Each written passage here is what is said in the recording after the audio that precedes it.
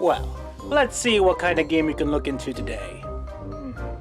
Mario, Pokemon, Yu-Gi-Oh, Robotech. Hey, what's this? Hey, I remember this show.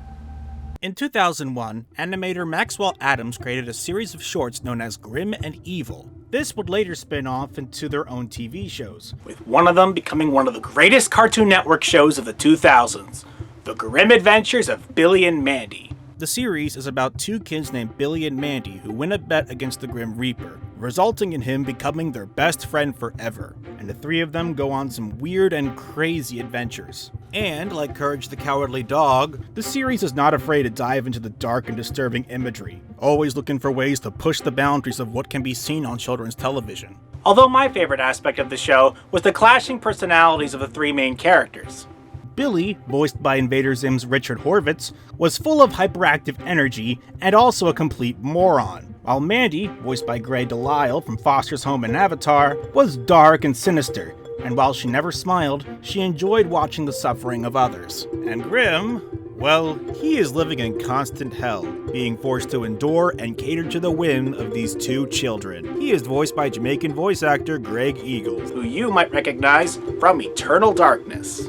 They're all dead!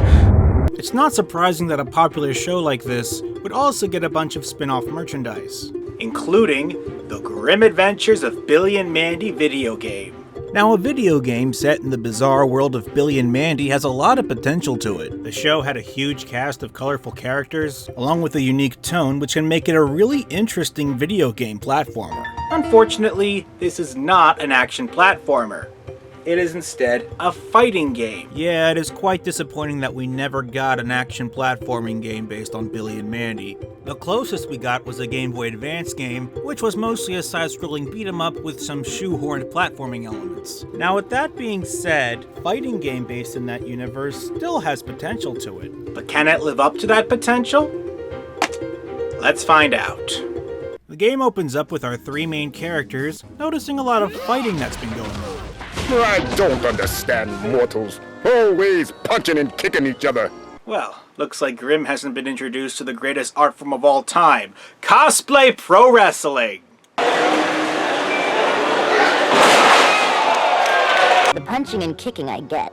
I just don't understand the big glowing balls of supernatural energy. And what I don't get is why Harold, Billy's father, is speaking with Eris, the goddess of destruction. A combination like that can only lead to trouble. Wait, this is one of me mojo balls. Why isn't it in me chest? Is it just me, or does the trunk look different? Somebody must have broken into me trunk and let all of me mojo out. Along with a collection of artifacts that can cause the apocalypse in just a few seconds. I feel like we should be more concerned about this. The mojo balls in that trunk contained an almost infinite amount of dark magical power. Anyone touched by this mojo would be infected by supernatural rage. So?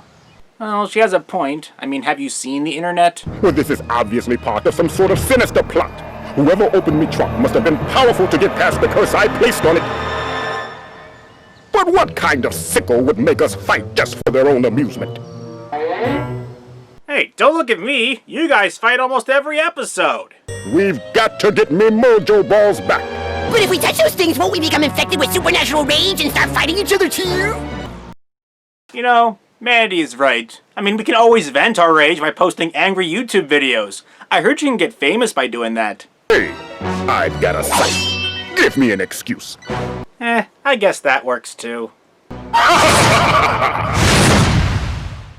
Now let's talk about the gameplay. Unfortunately, I have mixed feelings about it. Now, the game is a three-dimensional fighting game, similar to Power Stone or One Piece Grand Battle, which I played last time. However, unlike Grand Battle, you're allowed to have 4 players instead of just 2. Each character can also perform a series of fast light attacks or one slow heavy attack. You can also use the X button to pick up weapons, objects, and even opponents. Then you can throw them by pressing the X button again. Pressing the L button will allow your character to perform a small dash in the direction they're facing. And you can also use the attack button to perform a dash attack. Characters can also jump or even double jump. And while in the air, they can either perform light attacks or slam the ground with their heavy attack. You know, so far this is actually a pretty solid control scheme. I wonder how you block.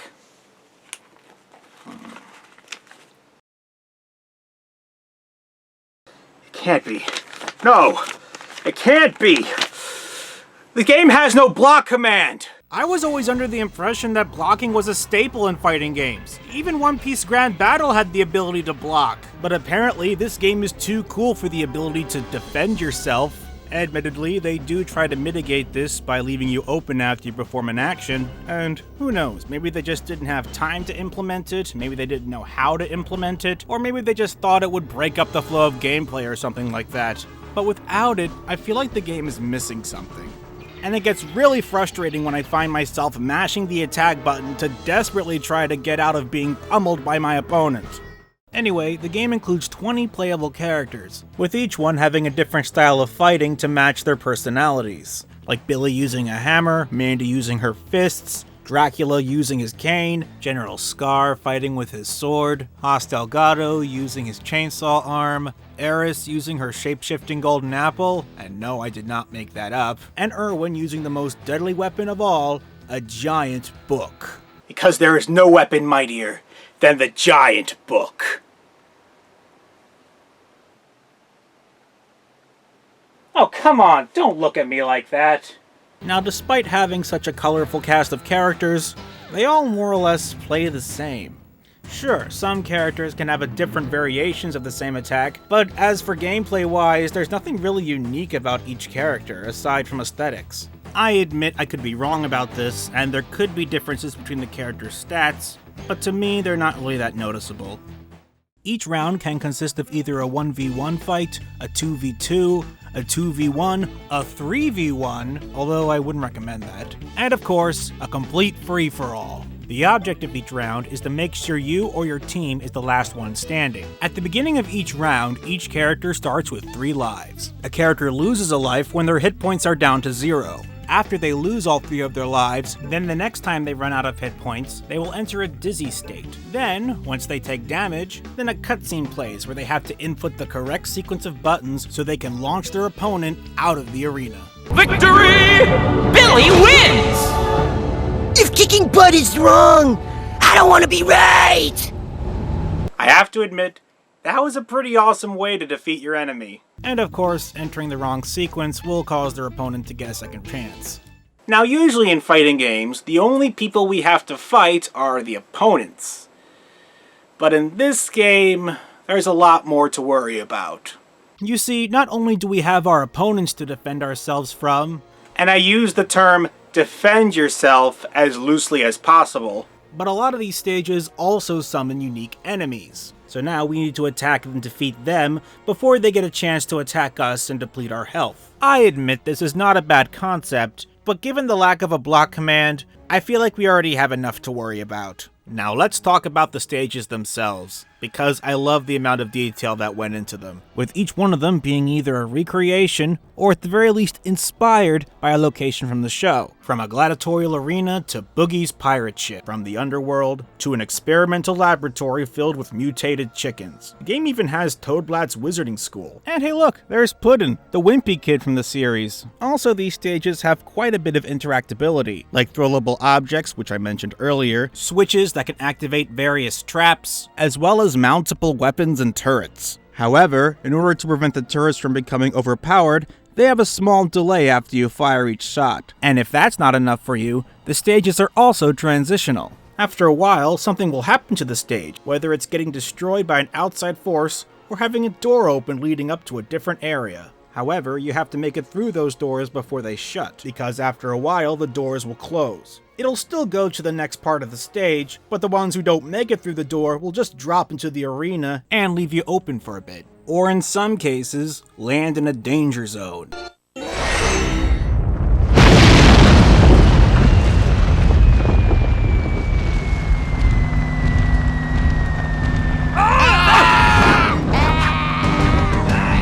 Also among this arena are wooden chests that can release items for you, and these include the variety of weapons that you can use against your opponents. These include melee weapons like swords and clubs, as well as projectile weapons like a window gun or a laser scythe. Now most of these weapons are different from each other, not only in their appearance, but also what effect they can have on their opponent. Sometimes a weapon acts like how you would expect it, while others have more of a, well, unique effect. For example, there's a mind control gun that can cause people to walk into danger, as well as a bone that can cause your opponents to go dizzy. Now, weapons aren't the only thing that are stored in these chests. They can also summon food, which can replenish your lost health. But the most important thing in this game are the mojo balls. Collecting these mojo balls will fill up your mojo meter. If you are able to fill up the mojo meter, you gain the ability to perform a special move, which can fully deplete an opponent's health, therefore taking away one of their lives. Although, if your opponent has a fulled out mojo meter as well, then they can just cancel your super attack. However, if you decide to save your super attack, then you have a chance to fill up your meter a second time, allowing you to unleash an ultimate attack. With horror's hand, I'll be unstoppable! Boo!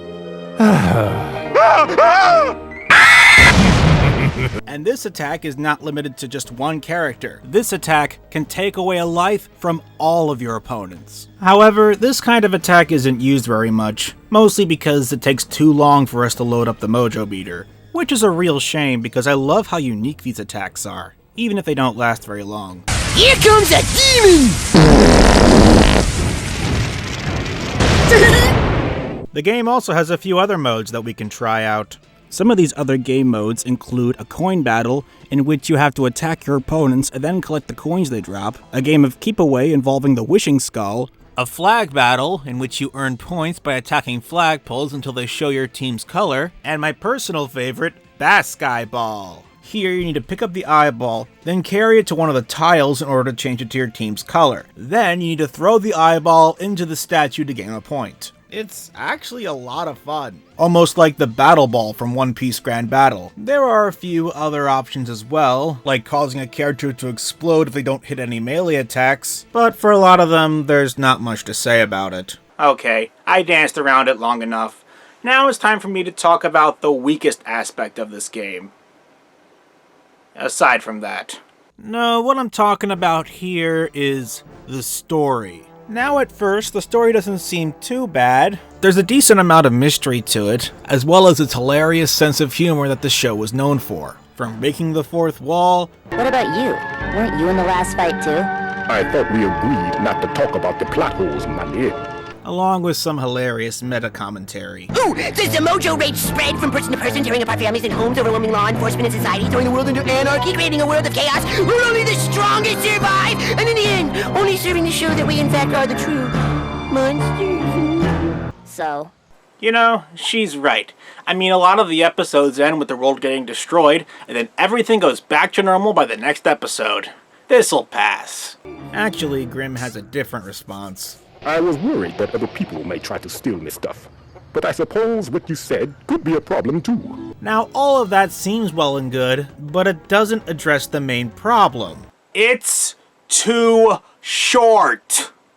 Seriously, all the cutscenes add up to be 5 minutes long. That's like half the length of your average Billy and Mandy episode. I know, the story isn't usually the main focus for fighting games, but the thing that bothers me is that the game has a big cast of colorful playable characters, and they contribute nothing to the story. And what's even worse is that most of them are voiced by the original actors from the show, including some really talented actors like Fred Willard, Dietrich Bader, and Armin Shimmerman. And yet, they all feel wasted. Although I admit the actors are trying to work with what they have, and it is still pretty funny.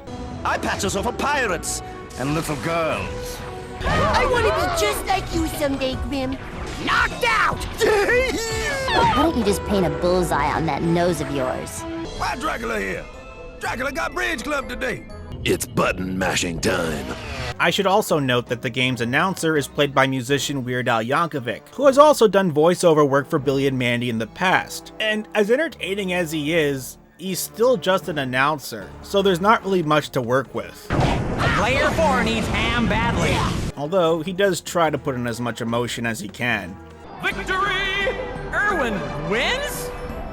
Yeah, dog! Yo, mama! The story mode consists of 5 rounds, with some of the rounds ending in a cutscene depicting our heroes observing the aftermath of the fight. However, this is not a collection of random fights against random opponents on random stages. Each of the different character story modes has them fighting against the same group of characters every time. Luckily, this only applies to each specific character, so you don't have every character fighting the exact same fight, because that would be extremely repetitive and kinda silly. Now at the end of the 5th round, there's a boss fight, but don't let any of these clips fool you. These are not bosses at all. These are just part of the stages, which is disappointing because the amount of effort they put into these models is really amazing. I mean, who wouldn't want to fight against the giant pumpkin or the pink Cerberus? So, do you guys want to know what the actual final boss is? Well, before I talk about it, I need to warn you about spoilers. If you want to experience the ending for yourself, then I'll set a timer at the bottom of the video. So, now let's see what the true final boss is. And it's the brain-eating meteor from the episode Little Rock of Horrors. The background music is even the song from the episode. So after a pretty funny quip from our player character, "Move over, Bacon. Here comes something meteor." we begin the final boss fight. There are a few ways that this meteor can attack you. He can flail his tentacles around, throw stuff at you, and slam the ground hard enough that you literally jump into the guy's giant eye mouth, and the only way to get out is to punch your way out. In order to defeat him, first thing we need to do is to pick up either an ice cooler or a grill and throw it at the meteor. While he is immobilized, you need to shoot him with one of the 2 projectile launchers that are conveniently placed in front of him. Then his eye stalk falls to the floor, and you can feel free to beat the pulp out of it. After you do that a couple of times, you are able to defeat him the same way you defeated everyone else, through a cutscene.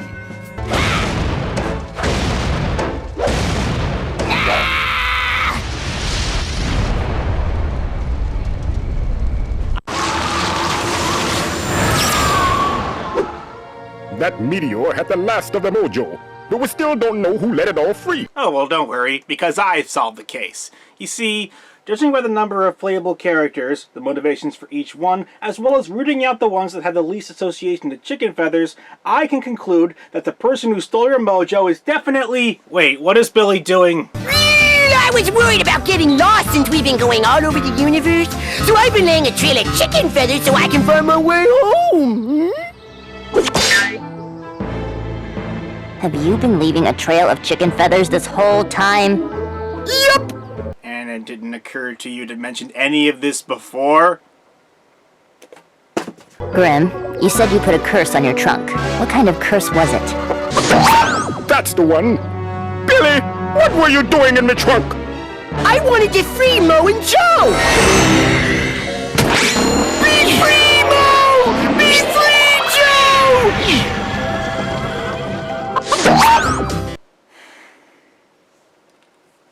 Okay, I admit this is pretty funny, and you could argue that Billy just overheard Grim talking about the Mojo Balls, and he actually thought they were 2 people named Mo and Joe. But throughout the game, Billy has been somewhat mystified about what's been going on in the game. Almost like he didn't know what was going on either. I mean, are they trying to say that stupidity is somehow linked to short-term memory loss? Because if they are, I think Dory might want to have a few words. So after all that, Mandy just has one question. I don't know about the rest of you, but I hope this thing's got a mode where we can just beat on Billy. Actually, they do. It's called loneliness.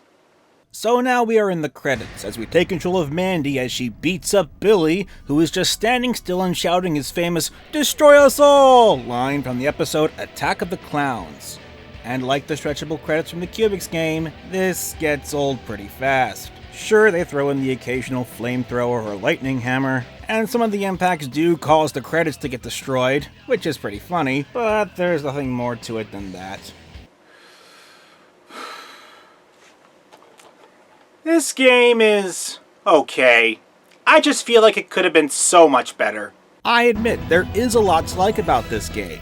The sense of humor, the great voice acting, and the amazing attention to detail. However, it is held back through underdeveloped aspects, a short storyline, and, oh yeah, There is no block command! There are a lot of aspects that could have been improved on, which could have made this a really great game. But as it stands right now, it's okay. I mean, I'd be lying if I said I didn't have any fun with this, but if you really want the true Billy and Mandy experience, then I would recommend just watching the TV show. I'm the Redshirt Reviewer, and thanks for watching. So disappointing. Huh?